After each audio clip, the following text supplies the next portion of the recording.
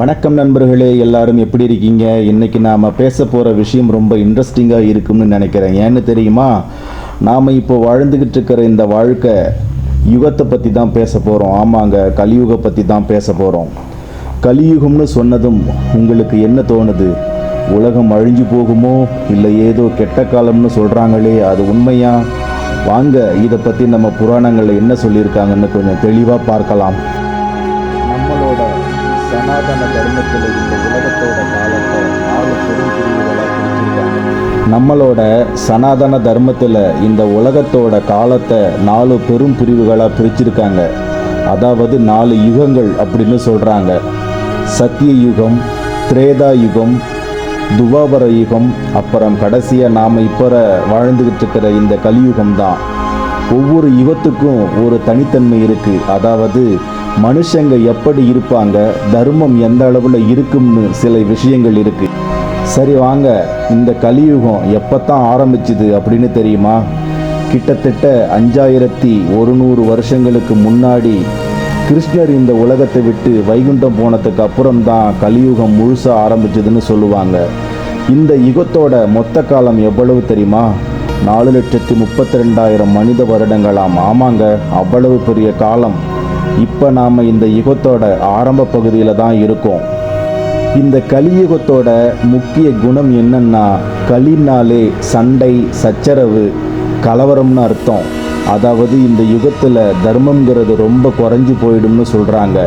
தர்மம், நியாயம், உண்மை இதெல்லாம் வெறும் 1/4 பங்கு அளவுக்கே இருக்கும்னு புராணங்களில் சொல்லியிருக்காங்க. மீதி 3 பங்கும் அதர்மமாக, அதாவது அநியாயமாக தான் இருக்கும்னு சொல்கிறாங்க.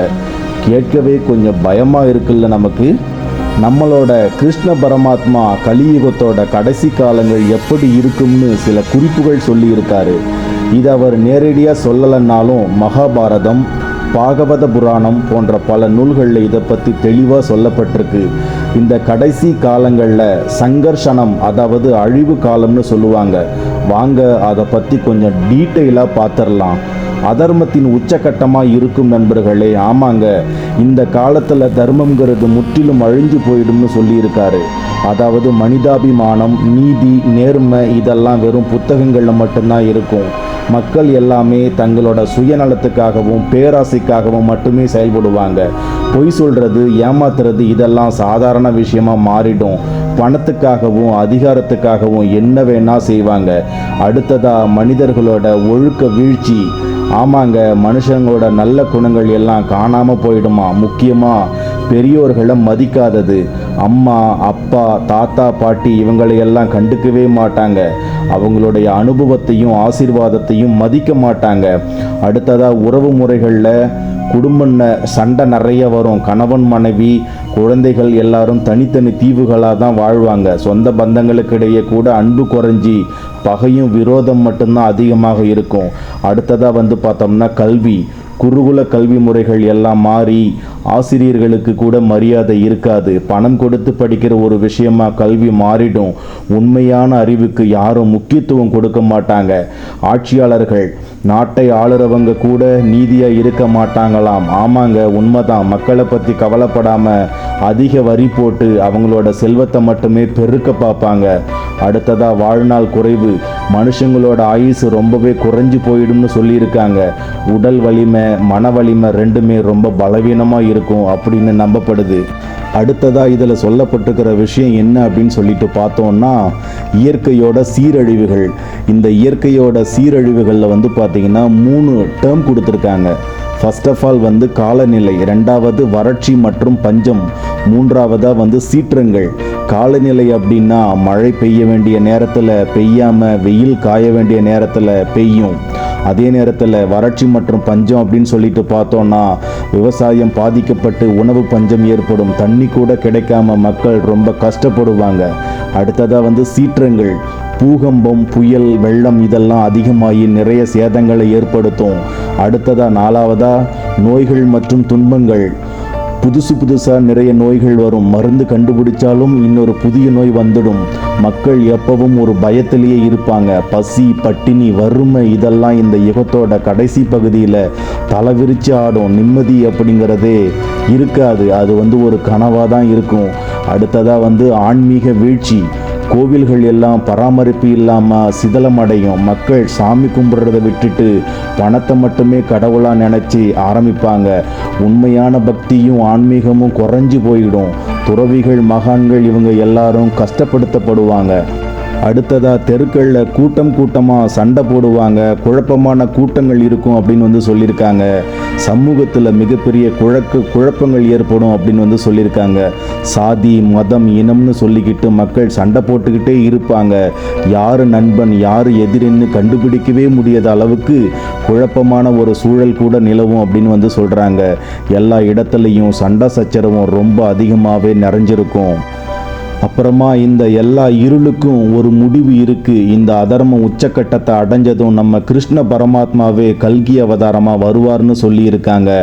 அவர் ஒரு வெள்ளை குதிரையில் எல்லா தீய சக்திகளையும் அழித்து மறுபடியும் தர்மத்தை நிலைநாட்டுவார் அப்படின்னு சொல்லியிருக்காங்க.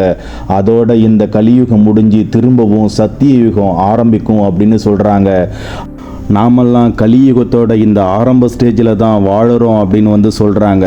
ஆனால் அந்த ஆரம்ப ஸ்டேஜ்லேயே நாம் ஒவ்வொரு நாளும் நமக்கு எவ்வளவு கஷ்டமாக இருக்குது, எவ்வளவு துன்பங்களை ஒவ்வொரு நாளும் அனுபவிச்சுக்கிட்டு இருக்கோம்.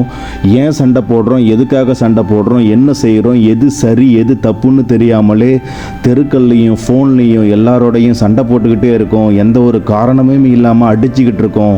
இன்னும் சொல்ல போனால் மனுஷன் அடித்து திங்கிற காலமாக கூட இந்த கலியுகம் இருக்குது அப்படின்னு சொன்னால் அது மிகையாது. ஆரம்ப காலகட்டத்தில் இப்படி இருக்குன்னா கலியுகத்தோட கடைசி காலங்களில் எப்படி இருக்கும் அப்படின்னு சொல்லி நினச்சி பார்த்தாலே நெஞ்செல்லாம் பதறுது மக்களே.